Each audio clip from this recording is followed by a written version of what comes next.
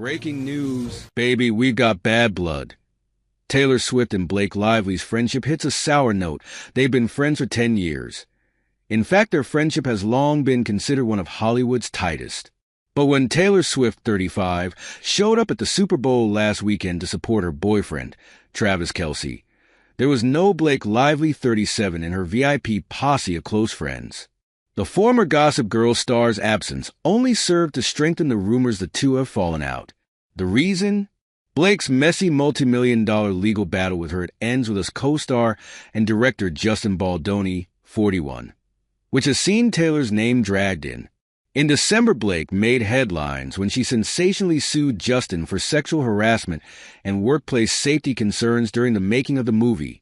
He promptly hit back with his own $400 million countersuit, accusing Blake and her husband, actor Ryan Reynolds, of attempting to hijack the movie and create their own narrative by changing scenes and the script.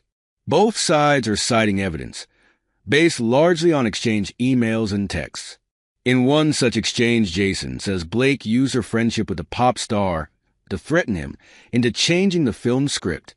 In it, Blaken compares herself to the Netflix series Game of Thrones character Khaleesi, Queen of Dragons, and says she's protected by her dragons, widely believed to be her husband and the Grammy-winning singer.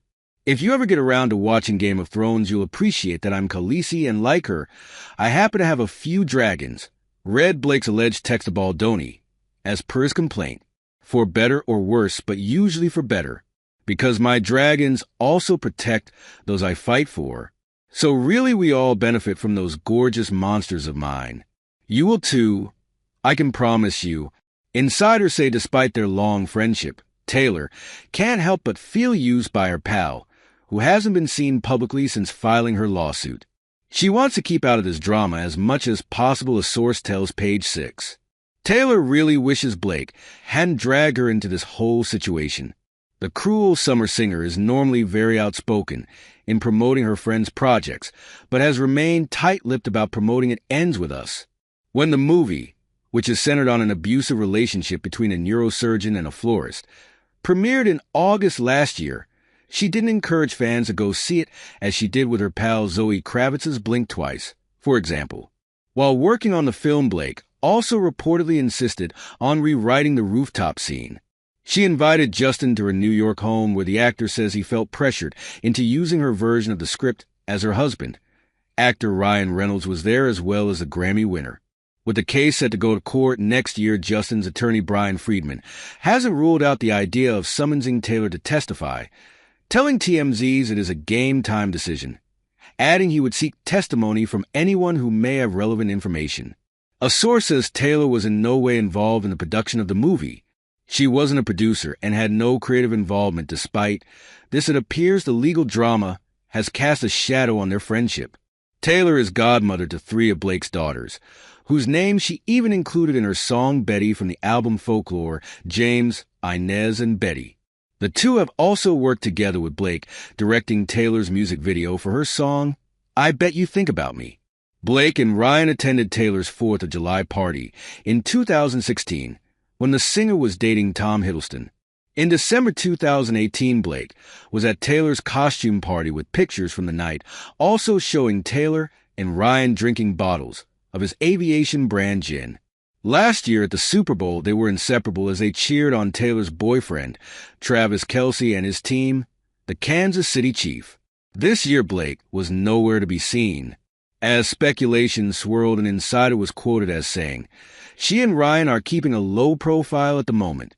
Justin Baldoni admitted to having an intense year in a newly released interview that was recorded before the legal drama began with his It Ends With Us co-star Blake Lively. Baldoni appears in an episode of the Gents Talk podcast that was recorded in November and published February 10th. This morning, I sent a text message to my best friend Jamie and the president of my company, Tara, and I told them that I wasn't in the best place, Baldoni said on the podcast. I told them that I was exhausted, that I haven't given myself time to recover or time to heal. I had an intense year.